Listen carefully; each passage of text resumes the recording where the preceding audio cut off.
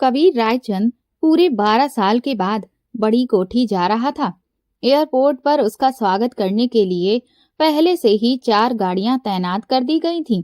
वो जब सबसे आगे वाली गाड़ी में बैठा तो पीछे वाली गाड़ियों में से एक गाड़ी आगे आ गई और बाकी की 2 उसकी गाड़ी के पीछे चलने लगी थी। इस वक्त उसके माथे पर अनगिनत बल पड़े हुए थे। मुश्किल से 1 घंटे का रास्ता तय करने के बाद जब वो बड़ी कोठी के सामने पहुंचा तो उसकी गाड़ियों के आने की आवाज के साथ ही कोठी के सामने ढोल नगाड़े की थाप जोर जोर से बजने लगी थी और ढेर सारे अनार पटाखे से पूरा आसमान रोशन हो गया था। कई सारी लड़कियां जो कि रंग बिरंगी वेशभूषा पहने उसके स्वागत में खड़ी थीं, ऊंची ऊंची आवाज में गाना गाने लगी और उसने जैसे ही जमीन पर कदम रखा तो देखा कि उसके लिए सारा रास्ता गुलाब के फूलों से सजा दिया गया था। उसने ये सब देखा और फिर अपना सर झटक कर वो आगे बढ़ा। सबने एक एक करके उसे हार पहनाने शुरू कर दिए। वो अंदर आया तो उसकी दादी अपनी बाहें फैलाए खड़ी उसका इंतजार कर रही थी। वो अपनी दादी के सीने से जा लगा। वो उसके माथे को चूमती जा रही थी और उसके सर को बार बार सहला रही थी। साथ ही उनकी आंखों से लगातार आंसू भी बह रहे थे। बस करिए अम्मा, अब हमें भी तो मिलने दीजिए अपने बेटे से, कबीर की माँ रागिनी ने कहा। तो वो अपनी दादी को छोड़कर अपनी माँ की तरफ बढ़ा। फिर सभी से बारी बारी मिलने के बाद वो अपने कमरे में आ गया। फ्रेश होकर खाने पीने के बाद जब वो अपने कमरे में सोने के लिए लेटा तभी उसकी गर्लफ्रेंड मलाइका का फोन आ गया। उसने जब कॉल रिसीव करके अपने कानों पर लगाई तो उधर से आवाज आ ही नहीं रही थी। उसने फोन में नेटवर्क चेक किया तो नेटवर्क काफी कम आ रहे थे और इसीलिए वो तुरंत ही उठकर टेरेस पर आ गया। कुछ देर उसने अपनी गर्लफ्रेंड से बात करी और उसके बाद वो फोन बंद करके जैसे ही मुड़ने लगा तभी उसकी नजर बाहर बगीचे के एक झूले पर पड़ी जिस पर अभी एक वजूद उसे नजर आ रहा था जिसने व्हाइट कलर की ड्रेस पहनी हुई थी। वो कोई लड़की थी जो धीरे धीरे झूला झूल रही थी। उसके सिर पर दुपट्टा टिका हुआ था लेकिन झूला झूलने की वजह से वो बार बार सरक कर नीचे आ रहा था। उसके लंबे बाल जमीन से बस कुछ दूरी पर ही थे। कुछ पल के लिए तो कबीर रायचंद उस लड़की की खूबसूरती में बिल्कुल खो सा गया था। कुछ ही देर में जब उसका ध्यान टूटा तो वो अपना सर झटक कर वापस अपने कमरे में आकर लेट गया। अगले दिन वो सुबह से लेकर शाम तक खेतों में और उसकी फैक्ट्री में काम करने वाले लोगों से मिलने में ही बिजी रहा। रात को जब बड़ी कोठी वापस आया तो खाना खाने के बाद वो दोबारा से अपने कमरे में जाकर आराम करने के लिए लेट गया। लेकिन फिर कुछ ही देर के बाद उसे एकदम से ना जाने क्या सोचा कि वो फिर से उठकर टेरेस पर आ गया और जब आज उसने फिर से गार्डन में देखा तो उस झूले पर आज भी वो एक सफेद रंग का खूबसूरत सा लिबास पहने हुए वही लड़की बैठी हुई थी और झूला झूल रही थी। वो खुद को रोक ना सका। वो जल्दी से अपने कमरे से निकलकर नीचे आया और लॉन की तरफ बढ़ा।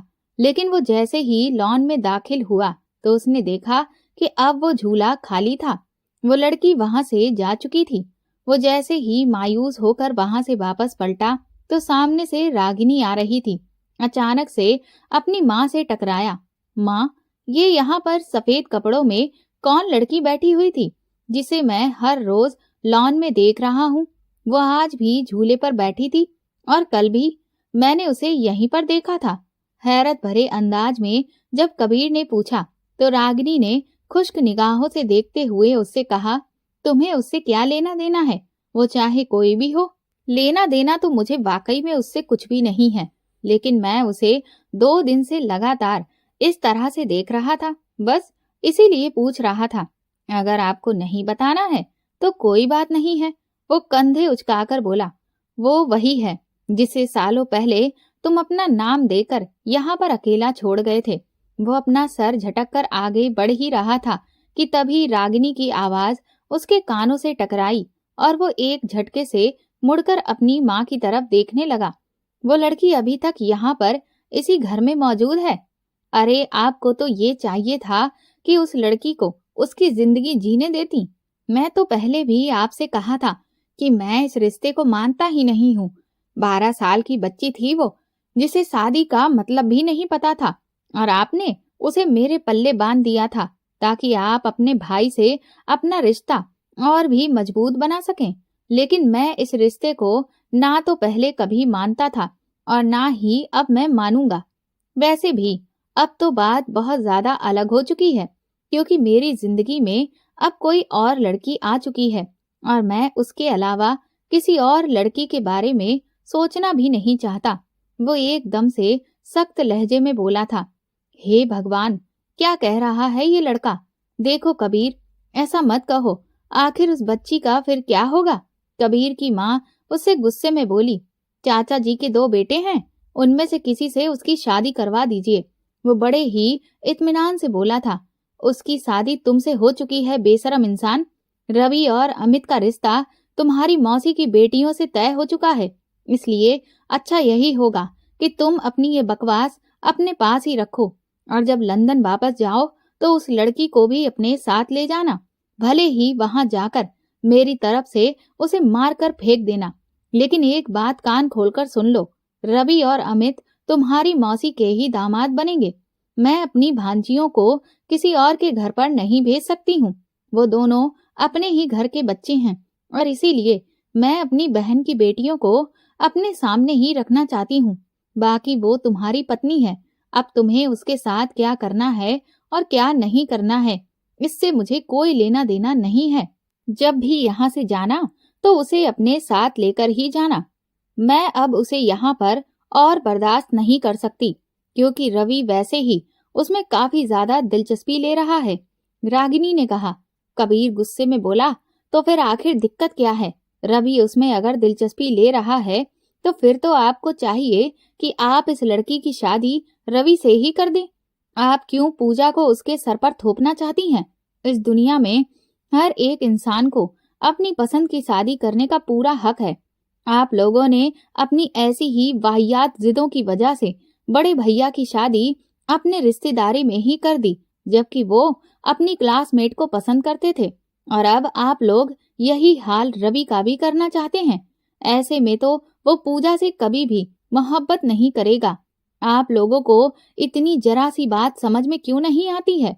वो बहुत ही ढीठ से अंदाज में बोला। मेरे सामने ये सारी फालतू की बातें करने की कोई जरूरत नहीं है। ये प्यार, मोहब्बत, पसंद, ये सब सिर्फ फिल्मी बातें होती हैं, ख्याली पुलाव पकाने वाली। इनका हकीकत से कोई वास्ता नहीं होता। जब एक इंसान की शादी किसी से हो जाती है तो वो दोनों एक दूसरे के साथ रहने लगते हैं, और फिर खुद ब खुद ही एक दूसरे को पसंद भी करने लगते हैं और आराम से अपनी जिंदगी गुजार लेते हैं। वैसे भी जिंदगी गुजारने के लिए सिर्फ एक साथ ही की जरूरत होती है, तो वो तो सभी को मिल रहा है। रागिनी ने एकदम स्पष्ट लहजे में कहा तो कबीर बुरी तरह से झुंझला उठा। उसने गुस्से में अपनी मुट्ठियां बांध ली और फिर वो पैर पटकता हुआ अपने कमरे में आ पहुंचा और सोफे पर धड़ाम से बैठ गया। और फिर वो आज से 12 साल पहले के उस वाक्य में खो गया। उस वक्त वो 18 साल का था जब उसके मामा मामी की अर्थी आई थी। उनकी 12 साल की बेटी रूही अपने माँ बाप से बिछड़ने के गम में फूट फूट कर रो रही थी। रूही के ननिहाल वाले उसे अपने साथ लेकर ना चले जाएं, इसीलिए उस 12 साल की बच्ची की शादी उस उम्र में ही मुझसे करा दी गई थी। रूही के ननिहाल वाले अपना दिल मसोस कर वहां से चले गए थे। वो उस नन्ही सी गुड़िया से खेलने वाली बच्ची के साय से भी दूर भागता था। और जिस दिन ताऊ जी ने उसे अपने साथ कमरे में सुलाने को कहा तो वो तो गुस्से से बिल्कुल पागल ही हो गया था, मगर ताऊ जी के गुस्से के आगे उसकी एक भी ना चली और वो नन्ही सी रूही के साथ उस बेड पर सोया जो कि उसे अपना भैया जैसा समझती थी। वो हर वक्त अपने नसीब को कोसता रहता और फिर हायर स्टडीज के लिए जब वो लंदन गया तो फिर वहां से वापस आया ही नहीं। अब जब दादी ने उसे बहुत बार मिलने के लिए बुलाया तो इमोशनल होकर वो बस सिर्फ अपनी दादी की खातिर उनसे 1 हफ्ते के लिए यहाँ मिलने आया था। वहां पर उसका एक बहुत आलीशान होटल था और इसीलिए वो बहुत ज्यादा छुट्टियां नहीं ले सकता था। वो गहरी सांस लेते हुए वापस आकर अपने बिस्तर पर लेट गया और सो गया। फिर अगले दिन ताऊ जी उसे अपने साथ लेकर गए और रूही का वीजा लगवाने के लिए अप्लाई कर दिया। ये देखकर वो तो बिल्कुल सदमे से पागल सा हुआ जा रहा था। जैसे तैसे उसने वहां पर अपना 1 हफ्ता काटा और फिर वापस लंदन आ गया। रूही का वीजा 1 महीने के बाद का लगा था, तो वो उसके बाद ही यहाँ आने वाली थी। लेकिन अब वो ये बात मलाइका को कैसे बताता, उसे ये समझ में ही नहीं आ रहा था। वो अपने काम में इतना ज्यादा बिजी हो गया था कि उसे मलाइका को कुछ भी बताने का याद ही नहीं रहा। जिस दिन उसके होटल में एक बहुत बड़ा इवेंट होने वाला था, उसके 2 दिन पहले ही उसके पास ताऊ जी की कॉल आई और उन्होंने उसे बताया कि कल सुबह की फ्लाइट से रूही लंदन आ रही है, तुम उसे एयरपोर्ट से पिक कर लेना। ये सुनकर तो उसका दिमाग जैसे कि बिल्कुल सुन्न सा पड़ गया था। अब भले ही उसकी इच्छा बिल्कुल नहीं थी, लेकिन मजबूरन उसे रूही को पिक तो करना ही था। और इसीलिए अगले दिन सुबह खुद जाने की बजाय उसने एयरपोर्ट अपने मैनेजर को भेज दिया। खुद वो सारा दिन घर से बाहर ही रहा और जैसे ही रात हुई और वो घर लौटकर वापस आया तो अपने कमरे में अपने बेड पर कंबल ताने हुए एक वजूद को देखकर वो अचानक से दरवाजे के पास ठिठक गया। व्हाट द हेल, ये लड़की मेरे बिस्तर में क्या कर रही है? वो गुस्से से बड़बड़ाता हुआ उसकी तरफ बढ़ा और उसके कंधे को हिलाते हुए उसे पुकार कर बोला, ए लड़की, उठो यहाँ से और जाकर बाहर लॉन में सो जाओ। कंबल हटाकर जैसे ही वो उठी तो कबीर बिल्कुल मूर्ति सा बन गया। कितनी खूबसूरत थी वो, सर से लेकर पांव तक बिल्कुल अप्सरा के जैसी। वो उसकी काली बड़ी बड़ी हिरनी जैसी आंखों से निगाहें चुराते हुए बोला, मुझे अपने बिस्तर के अलावा कहीं नींद नहीं आती, तो इसीलिए तुम यहाँ से बाहर चली जाओ और सोफे पर सो जाओ। कबीर ने कहा तो वो चुपचाप उठी। तभी उसके हाथों में मौजूद चूड़ियों के खनकने की आवाज से कमरे में एक शोर सा पैदा हुआ, जिससे ना जाने क्यों कबीर के दिल में एक अजीब सी हलचल हुई।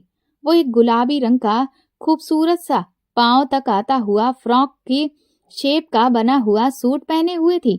उसके लंबे बाल इस वक्त जूड़े में गुथे हुए थे। वो अजीब से खोए हुए अंदाज में उसे देख रहा था, जो उसे इस वक्त बहुत हसीन लग रही थी, इतनी कि उससे निगाहें हटाने का मन ही नहीं चाहता था। वो रूही से निगाहें चुराता हुआ अपनी साइड पर आकर लेट गया। कुछ ही देर में वो सो चुका था। हमेशा की तरह रात के आखिरी पहर में उसकी आंख खुली तो उसने घड़ी पर टाइम देखा और अपना ऑफिस वर्क करने के लिए उठकर वॉशरूम की तरफ बढ़ गया। हाथ धोने के बाद वो कॉफी बनाने के इरादे से बाहर आया तो सोफे पर लेटी उस लड़की को देखकर वो चौंक गया। वो सर्दी की वजह से अपने आप को समेट कर सोई हुई थी। उसने अपने दोनों पैरों को अपने पेट में घुसा रखा था। ओ माय गॉड, मैंने भी इसको ब्लैंकेट नहीं दिया और ये पागल लड़की पूरी रात इसी तरह से सर्दी में सोई रही। वो चिंता से सोचता वापस गया और अपने कमरे के बेड पर पड़ा हुआ ब्लैंकेट उठाकर उस पर उड़ाने लगा तो रूही की आंख खुल गई। वो आंखें मलते हुए उठकर बैठ गई। आई एम सॉरी, तुम्हारी नींद खराब कर दी। तुम एक काम करो, जाकर कमरे में सो जाओ, मैं बाहर बैठकर ऑफिस का काम कर लेता हूँ। वो बोला तो उसने चुपचाप ब्लैंकेट उठाया और रूम में चली गई। अजीब लड़की है, न थैंक्स बोलती है न सॉरी बोलती है। कहीं ये गूंगी तो नहीं? नहीं नहीं, ऐसा नहीं हो सकता, बचपन में तो बहुत ज्यादा बोलती थी। कबीर खुद से ही सवाल और जवाब करने लगा। फिर सर झटक कर वो किचन में बढ़ा और अपनी कॉफी बनाकर अपना ऑफिस वर्क करने लगा। तकरीबन 5 बजे के करीब नींद से आंखें बोझिल हुई तो उठकर कमरे में आया तो वो लड़की वॉशरूम में थी। फिर वो बाहर निकली तो बिना दुपट्टे के उसका वजूद देखकर वो अपनी निगाहें नहीं हटा पाया।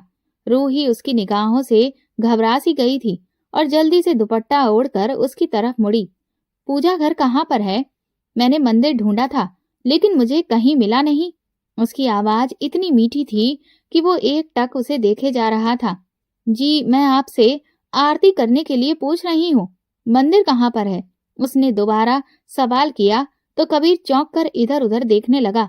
वो दरअसल बात यह है कि मैंने तो कभी पूजा वगैरह की ही नहीं, तो पूजा घर तो है ही नहीं, लेकिन सुबह मैं अपने असिस्टेंट से कहकर एक छोटा सा मंदिर तुम्हारे लिए मार्केट से मंगवा दूंगा। तुम आज पूजा रहने दो। रूही ने कहा मैं खुद जाकर भगवान जी को घर में ले आऊंगी। वो तुरंत बाहर गई और बालकनी में खड़े होकर सूर्य जिधर से उग रहा था उसकी तरफ देखकर प्रार्थना करने लगी। कबीर बेड पर बैठकर उसे देखने लगा। वो बड़े सुकून और इत्मीनान से प्रार्थना कर रही थी। प्रार्थना के बाद वो बाहर जाने लगी तो अचानक ही कबीर उसे पुकार बैठा। सुनो, तुम्हारा नाम क्या है? क्या आपको मेरा नाम नहीं मालूम? उसने मुड़ते हुए हैरानगी से कहा। मैं आपके लिए इतनी अहमियत भी नहीं रखती कि आपको मेरा नाम भी मालूम हो, वो स्पष्ट लहजे में बोली। तो कबीर लब भींच कर निगाहें चुरा गया। वो चुपचाप नाम बताए बिना ही बाहर निकल गई।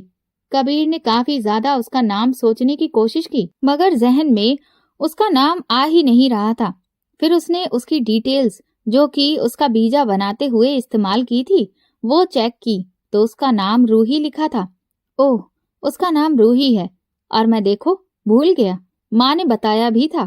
खैर, अब मुझे याद रखना है वरना बड़ी इंसल्ट होने वाली है मेरी। वो खुद से बड़बड़ाता हुआ सोने के लिए लेट गया। जब उसकी आंख खुली तो वो तैयार होकर बाहर निकला तो किचन से बड़ी ही मजेदार सी खुशबू आ रही थी। वो अंदर दाखिल हुआ तो रूही पोहा बना रही थी। वो जल्दी से कुर्सी घसीट कर बैठ गया। रूही ने ट्रे में पोहा और चाय रखते हुए उसके सामने रखा तो वो कहने लगा, वाह, कमाल का पोहा बना है। पता है, मैंने इतनी बार ट्राई किया कि ऐसा पोहा बनाऊं, इतनी ज्यादा रेसिपी देखी मगर इतना बकवास बनता है। हर बार कभी नमक तेज हो जाता है, कभी मिर्च तेज हो जाती है और कभी तो दोनों ही तेज हो जाते हैं। मुझे समझ ही नहीं आता कि मैं इसको बनाऊं कैसे। खैर, अभी तुम कुछ दिन तक मेरे पास रहोगी तो ऐसा करना, मुझे सिखा देना, फिर इसके बाद मैं खुद ही बनाना सीख लूंगा। और हाँ, तुम्हें अगर यहाँ पर रहकर कुछ भी करना है तो आराम से करो, मैं तुम्हें बिल्कुल भी नहीं रोकूंगा। इसके अलावा अगर तुम किसी लड़के को पसंद करती हो तो मुझे बता दो, हमारा डाइवोर्स बहुत जल्द होगा तो मैं खुद तुम्हारे लिए उस लड़के का रिश्ता लेने जाऊंगा, ठीक है? कबीर नॉन स्टॉप बोलता चला गया। मैं किसी लड़के को पसंद नहीं करती, रूही संजीदगी भरे अंदाज में बोली तो उसने सर उठाकर देखा। तुम्हें मेरे किसी और से शादी करने से प्रॉब्लम तो नहीं है ना? कबीर ने बेइख्तियार पूछा तो वो अजीब तरह से गमगीन अंदाज में हंसते हुए बोली, इससे क्या फर्क पड़ता है कि मुझे प्रॉब्लम है कि नहीं है? अगर मैं कहूँ भी कि मुझे प्रॉब्लम है तो आपने कौन सा शादी करने का इरादा कैंसिल कर देना है? उसकी बात पर कबीर ने निगाह चुराते हुए प्लेट पर झुक गया। फिर वो उसे बाय बोलने के बाद ऑफिस के लिए निकला और रास्ते से उसने मलाइका को पिक किया। चलो कहीं किसी रेस्टोरेंट में बैठकर पहले नाश्ता करते हैं, फिर ऑफिस चलते हैं, मलाइका ने गाड़ी में बैठते हुए कहा। दरअसल मैंने तो नाश्ता कर लिया है, रूही ने नाश्ता बना दिया था। वो बेइख्तियार बोल पड़ा। कौन रूही? वो हड़बड़ाकर बोला। वो एक लड़की रखी है, इंडियन है, खाना अच्छा बनाती है, तो बस खाना खाकर आया हूँ उसके हाथ का। किसी दिन तुम सबको भी मैं इनवाइट करूंगा, आकर ट्राई करना, बहुत अच्छा खाना बनाती है, उसके हाथ में बहुत जायका है। वो मलाइका के सवाल पर बात को घुमाकर झूठ बोल गया। अरे, ये तो बहुत अच्छा किया तुमने, मुझे पता है कि तुम्हें बाहर का खाना कितना बुरा लगता है, और रही मेरी बात, मैं तो कभी भी किचन में दाखिल नहीं हो सकती, मलाइका ने कहा। वैसे मेरे ख्याल में तुम्हें ये सब सीखना चाहिए। कहते हैं पति के दिल तक पहुंचने का रास्ता पेट से होकर गुजरता है, तो मेरे दिल तक पहुंचने के लिए तुम्हें इसे ट्राई करना चाहिए। कबीर हल्का सा मुस्कुराकर बोला। सॉरी मेरी जान, ये बिल्कुल नामुमकिन है। वैसे भी मैं तुम्हारे दिल में पहले ही जगह बना चुकी हूँ, तो ये मुझे पेट से गुजर कर जाने की जरूरत ही नहीं। मैं तो डायरेक्ट दिल पर कदम रखती हूँ, मलाइका घमंड भरे अंदाज में बोली। हाँ, ये भी है। वैसे लेकिन ये जो कदम तुमने मेरे दिल पर रखा है ना, ये तो तुमने अपनी सहूलियत की वजह से रखा है। तुमने जिस तरह मेरे बिजनेस के लिए किया है, वो हल्का सा मुस्कुराते हुए बोला।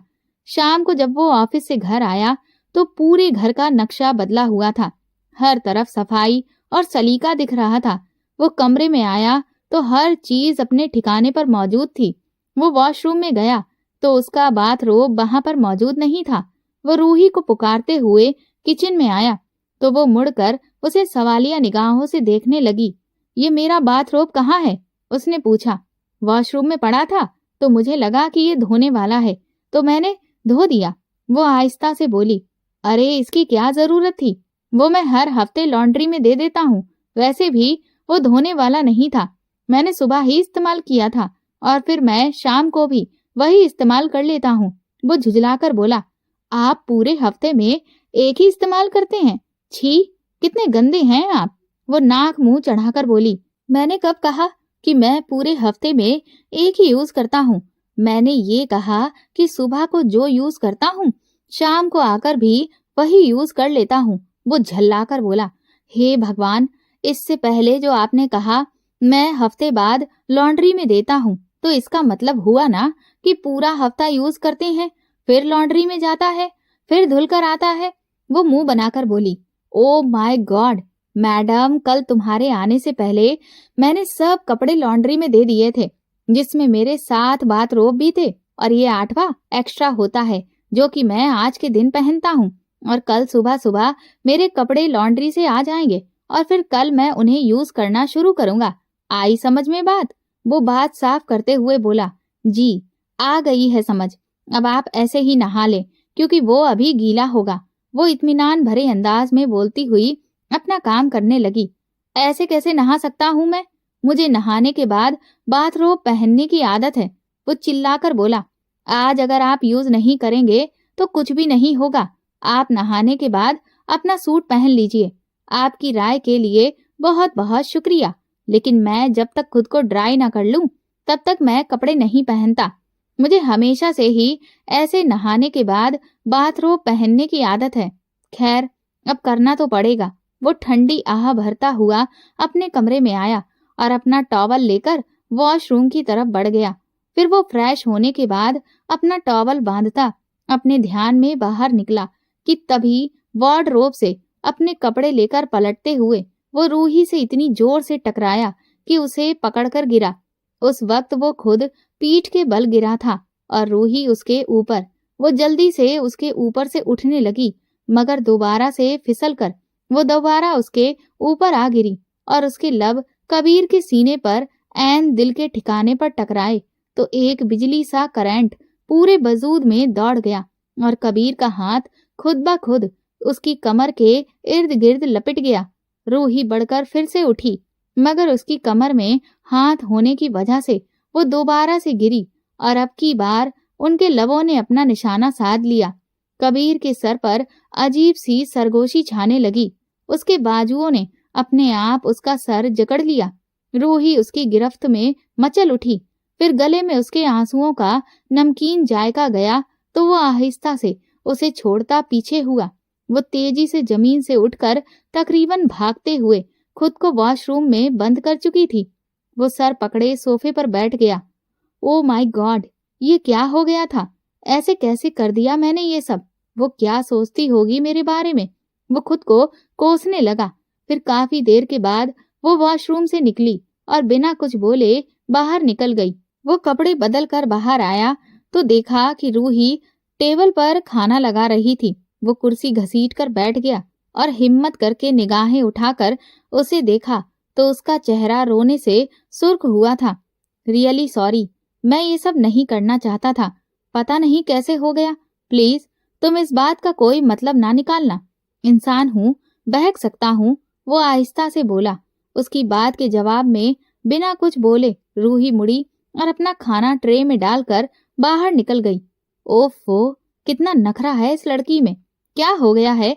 छू ही तो लिया ना, बीवी है मेरी, अगर छू भी लिया तो हर्ज ही क्या था? वो दिल ही दिल में कुड़ते हुए सोचने लगा।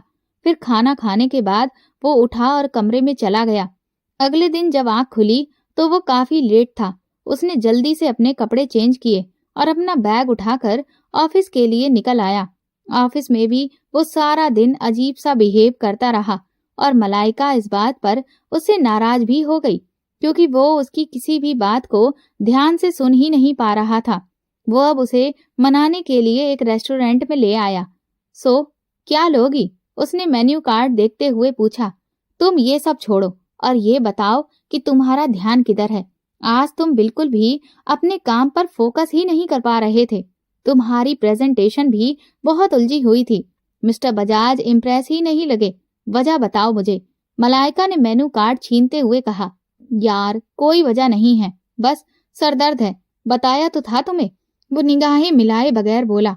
ओके, ये सब छोड़ो, अब ये बताओ कि नेक्स्ट वीक जो पार्टी है उसमें हमारे रेस्टोरेंट की स्पेशल डिश हिंदुस्तानी मांग रहे हैं।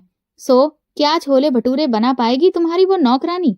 मलाइका की इस बात पर कबीर चौंक गया। इतने छोले भटूरे कैसे बनाएगी वो? मलाइका, वो छोटा मोटा काम कर सकती है यार। वो जल्दी से बोला। हमने वो छोले भटूरे सिर्फ मिस्टर बजाज और उनके स्टाफ को सर्व करने हैं, इतना तो वो बना ही सकती है ना। तुम जानते हो ना कि वो पहले ही तुम्हारी प्रेजेंटेशन से सेटिस्फाइड नहीं है। अगर उन्हें उनकी पसंद का मेन्यू ना मिला तो ये ना हो कि वो ये इवेंट हमें दे ही ना। सो प्लीज उसे कहो कि वो ये करे। मलाइका ने कहा। चलो ठीक है, मैं बात करके फिर बता देता हूँ तुम्हें। वो अपनी कनपटियां दबाते हुए बोला। मुझे लग रहा है तुम्हारे वाकई सर में बहुत ज्यादा दर्द है, तो ऐसा करो कि जाकर आराम करो कुछ देर। मलाइका ने कहा तो वो उठकर खड़ा हो गया। कबीर घर पहुंचा तो रूही हमेशा की तरह खुद को किसी काम में उलझाए हुए थी। वो किचन को चमकाने में बिजी थी। फिरोजी कलर की शॉर्ट शर्ट और सलवार के साथ दुपट्टा कमर के गिर्द बंधा था। उस वक्त वो स्टूल पर चढ़ी कैबिनेट चमकाने में मशरूफ थी। वो हल्का सा उसके पास जाकर खांसा, तभी वो डर कर पीछे होने लगी तो उसका पांव फिसला और इससे पहले कि वो गिरती उसे कबीर ने अपनी बाहों में थाम लिया। रूही कबीर के गले में बाहें डाले उसके बहुत करीब थी। उनकी सांसें सांसों से टकरा रही थीं। वो आहिस्ता से उसे जमीन पर उतारता पीछे हुआ तो वो जल्दी से अपने कमर के गिर्द लपेटा दुपट्टा खोलती कंधों पर ले गई। ये सब करने की क्या जरूरत है? 1 हफ्ते के बाद वो काम वाली आती है, तुम उसे सब बता देना, वो कर लेगी। कबीर ने कहा। उसे अगर करना होता तो बिना कहे भी करती ना। इतना गंदा है आपके घर में, मुझे तो देखकर ही उलझन हो रही थी। कोई चीज किसी जगह पर नहीं है। वैसे भी मुझे ये सब करने की आदत है, मैं खाली नहीं बैठ सकती। वो तेज लहजे में बोली। काम वालियां तो फिर ऐसे ही काम करती हैं ना। अब मैंने कभी उसे नहीं कहा कि ये कर दो वो कर दो, और ना ही मैं किसी के काम में दखल अंदाजी देता हूँ। वो सर झटक कर बोला तो वो बिना कुछ कहे अपना बाकी काम निपटाने लगी। कुछ देर तक कबीर उसे देखता रहा कि वो उससे कोई बात करेगी। फिर वो मायूस सा होकर अपने कमरे की तरफ बढ़क गया। कपड़े चेंज करने के बाद वो जब आकर बैठा तो उसी वक्त रूही उसके लिए गर्मा गर्म चाय बनाकर ले आई। थैंक यू सो मच, मुझे इसकी बहुत ज्यादा तलब महसूस हो रही थी। वो उसे शुक्रिया भरी निगाहों से देखते हुए बोला। रूही वापस पलटने लगी तो कबीर ने उसे एकदम पुकारा। सुनो रूही, प्लीज यहाँ 1 मिनट के लिए बैठना, मुझे तुमसे बहुत जरूरी बात करनी है। वो बिना कुछ बोले आज्ञाकारिता से चुपचाप उसके सामने बैठ गई। एक्चुअली मैं एक इवेंट प्लानर हूँ, मतलब लोगों के इवेंट पार्टीज वगैरह ऑर्गेनाइज करता हूँ। मिस्टर बजाज के बेटे की शादी है और जो कि बहुत ज्यादा बड़े पैमाने पर है, जो हमारे लिए सबसे बड़ा प्रोजेक्ट होगा। तो वो हमारी कुछ डिशेस वगैरह चखना चाहते हैं, तो क्या तुम प्लीज छोले भटूरे बना दोगी? प्लीज, कबीर ने रिक्वेस्ट करते अंदाज में पूछा। जी कर दूंगी, कोई प्रॉब्लम नहीं, रोहित सर झुकाए हुए आहिस्ता से बोली। थैंक यू सो मच, तुम फिक्र मत करो, तुम्हें इसकी पेमेंट जरूर मिलेगी। तुम ये सोचो कि ये एक तरह से तुम जॉब कर रही हो मेरे लिए और मैं तुम्हें इसकी पेमेंट दूंगा। कबीर ने कहा तो उसने निगाहें उठाकर उसे देखा और आहिस्ता से बोली। नहीं, मुझे इसकी जरूरत नहीं है। मुझे इन पैसों का क्या करना है? वहां घर में भी मुझे फूफा जी और बड़े फूफा जी सब कुछ लाकर देते थे और यहाँ पर आप ला देते हैं तो कोई बात नहीं। वो आहिस्ता से बोलती हुई उठ खड़ी हुई। उसके कमरे से जाने के बाद कबीर ने इन बीते 3-4 दिनों के बारे में सोचा तो उसे याद आया कि उसने इन 3-4 दिनों में उससे एक बार भी नहीं पूछा कि उसे किसी चीज की जरूरत है कि नहीं है, या उसे कोई चीज पसंद है तो वो उसे ला देता। वो तो उसके बारे में कुछ भी नहीं जानता था। उसे शर्मिंदगी सी महसूस हुई और फिर वो दिल में इरादा कर चुका था कि रूही जब तक उसकी जिंदगी में है वो उसकी हर किस्म की जरूरत को पूरा करेगा। पूरा हफ्ता गुजर चुका था। वो उसे शॉपिंग के लिए कहता रहा मगर वो हर बार ना कह देती थी। मगर उसने एक काम किया था कि उसने ताऊ जी को फोन करके उसके लिए कुछ ड्रेसेस वगैरह मंगवा लिए थे, जो कि उसका दोस्त आज ही लेकर आया था। उसे शॉपिंग बैग देते हुए वो बोला, ये मैंने ताऊ जी से कहकर मंगवाए हैं, इसमें कुछ कपड़े हैं, तुम्हें उन्हीं की पसंद पहनना अच्छा लगता है ना, इसमें से कोई भी सूट रख लेना तुम, और वहाँ किचन से फ्री होगी तो फ्रेश होकर भी कोई ड्रेस वगैरह पहन लेना। कबीर जल्दी से बोला। तभी रूही ने कहा कि हम कहीं जा रहे हैं क्या? ये पूछकर वो थोड़ा सा झिझक गई। हाँ, वो तुम्हें बताया था ना कि इवेंट के लिए छोले भटूरे बनाने हैं, तो हम लोग बस वहीं पर जा रहे हैं। तुम भूल गई थी क्या? कबीर ने कहा। नहीं, मैं आपका काम कैसे भूल सकती हूँ, मुझे तो लगा था कि शायद मुझे घर में ही बनाना है। कबीर की बात के जवाब में रूही जल्दी से बोली, नहीं स्वीट हार्ट, उसके लिए तो मुझे तुम्हें होटल लेकर जाना होगा। वहां पर तुम स्टाफ के साथ मिलकर सारा काम करोगी, यहाँ पर अकेले करोगी तो परेशान हो जाओगी। खैर चलो, बाकी की बातें अब मैं तुम्हें रास्ते में बताऊंगा। मैं तुम्हारा बाहर वेट कर रहा हूँ, जल्दी से अपनी चीजें उठाओ और नीचे आ जाओ, 10 मिनट हैं तुम्हारे पास। इतना कहकर कबीर उसकी बात सुने बगैर ही नीचे की तरफ चला गया। रूही जल्दी से अपना एक ड्रेस पकड़े हुए उसके पीछे भागी। मैं इस वक्त कितनी गंदी लग रही हूँ और आप मुझे ऐसे ही लेकर जा रहे हैं, इतनी भी जल्दी क्या थी? कम से कम मुझे कपड़े तो चेंज करने देते। गाड़ी में बैठकर जलते हुए अंदाज में उसने कहा, अच्छा सुनो, मैं तुम्हें एक बात बता दूं, वहां तुम किसी को ये मत कहना कि तुम मेरी पत्नी हो, प्लीज। कबीर की इस बात पर रूही के चेहरे की रंगत बिल्कुल बदल गई, मगर वो कुछ भी नहीं बोली। होटल पहुंचने के बाद कबीर ने उसे स्टाफ के साथ किचन में भेज दिया। रूही ने सबके साथ मिलकर जल्दी से सब कुछ मैनेज कर लिया था। वो ना सिर्फ छोले भटूरे बना चुकी थी, बल्कि मीठे में उसने आइसक्रीम केक भी बनाया था। उसने कुछ कुकिंग कोर्स कर रखे थे, इसीलिए वो स्टाफ के साथ मिलकर कॉन्टिनेंटल फूड बनाने में भी मदद कर रही थी। कुछ देर के बाद कबीर अंदर दाखिल हुआ और सारी डिशेस चखने के बाद वो उनकी तारीफ करता रहा और फिर वो रूही की तरफ मुड़कर गया। वहाँ मैनेजर भी था। उसने कहा कि ये मेरी मेहमान है, तो इसे तुम स्पेशल रूम में पहुंचा दो, वहां पर ये अपने कपड़े चेंज कर लेंगी। फिर उसने रूही से कहा, और तुम भी इसके साथ चली जाओ और कपड़े वगैरह चेंज कर लो, अगर आराम करना चाहती हो तो आराम भी कर लेना।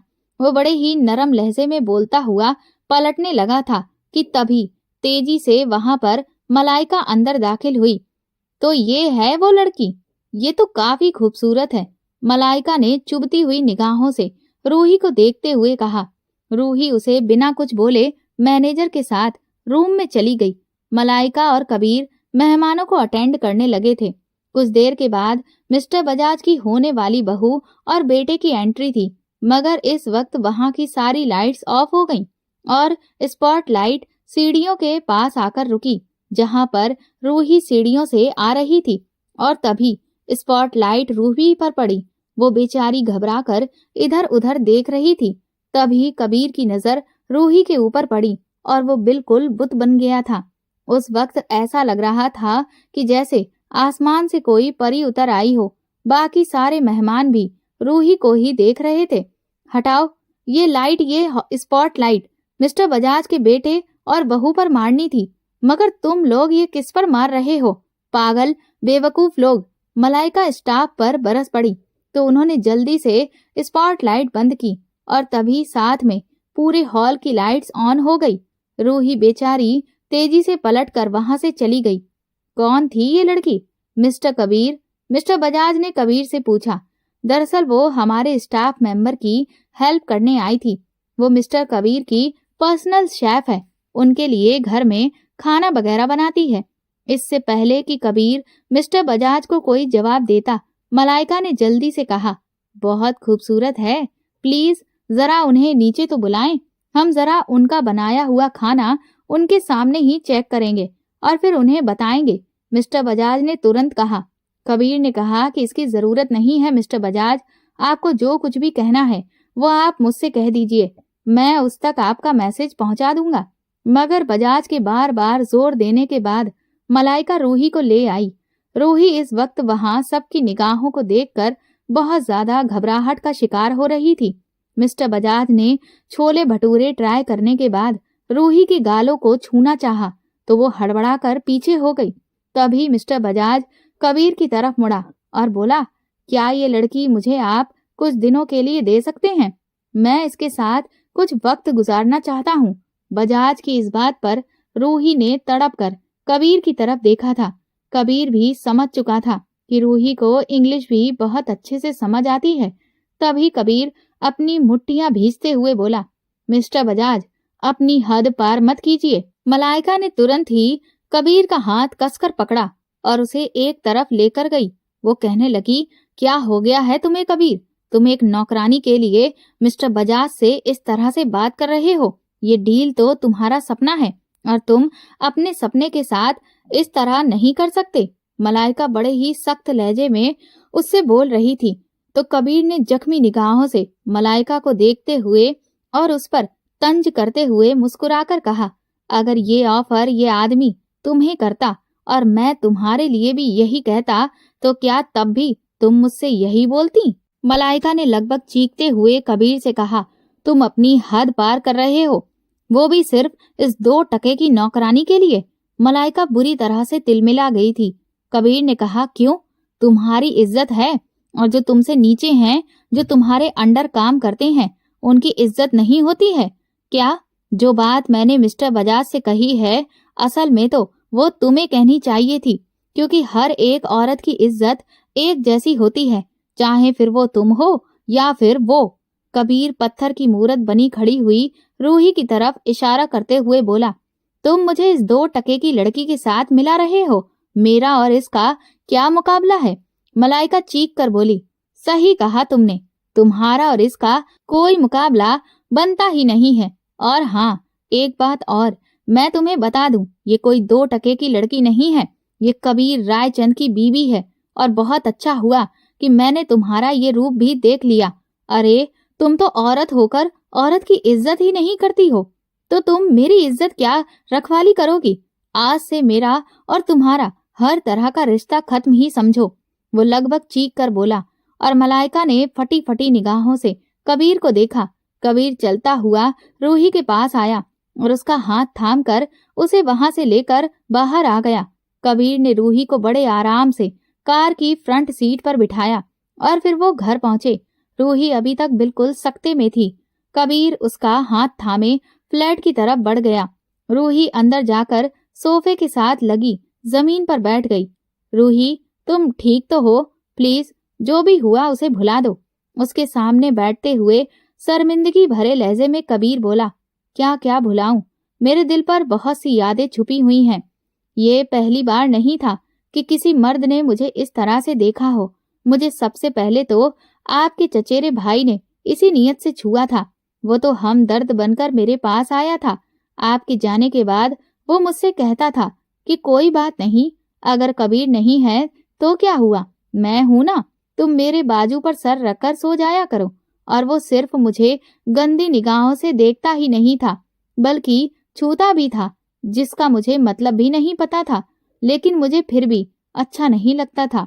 मैं जब 13 साल की थी तो वो बहाने बहाने से, प्लीज अब आगे मत बोलो, कबीर बात काटते हुए अपने कानों पर हाथ रखकर चिल्लाया और उसकी आंखों से आंसू बह निकले थे। अरे, आप तो इतने में ही परेशान हो रहे हैं। नहीं, सुनिए, आगे मेरे दिल पर लगे घाव को आपको सुनना पड़ेगा। वो बहाने से छूते थे। मैंने मासूमियत में ये बात बुआ जी को बताई तो उन्होंने मुझे बचाने के लिए हॉस्टल भेज दिया, मगर दरिंदे तो वहां पर भी थे, वार्डन, बावर्ची वाला और वैन वाले के रूप में। मगर ना जाने कौन सी दुआएं थीं कि ये काम बस छूने तक ही रहा और मैं जैसे तैसे बच बचा कर यहाँ पहुंच गई। और यहाँ भी दरिंदे छुपे हैं। अगर आपको अपने बिजनेस को बढ़ाना है तो कोई बात नहीं, मैं आपके लिए ये भी कर लूंगी, मगर मुझे छोड़िएगा मत। मुझे बहुत डर लगता है आपसे दूर होने में। रूही रोते हुए बोले जा रही थी और कबीर भी अपने आंसू बहाते हुए उसे सुन रहा था। आई एम सॉरी, मुझे माफ कर दो प्लीज।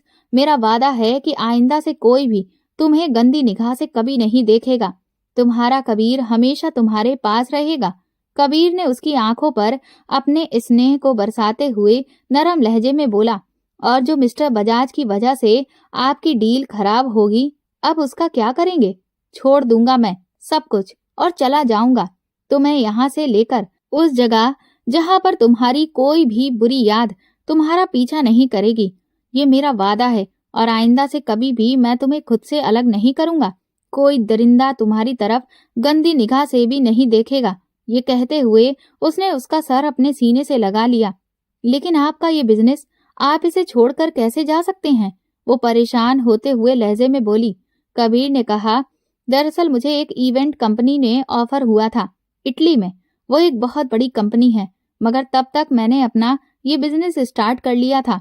उस वक्त तो मैंने उन्हें मना कर दिया था, लेकिन उन्होंने मुझसे कहा था अगर कभी भी आपको कहीं और जाना हो तो आप एक बार हमसे बात जरूर करिएगा।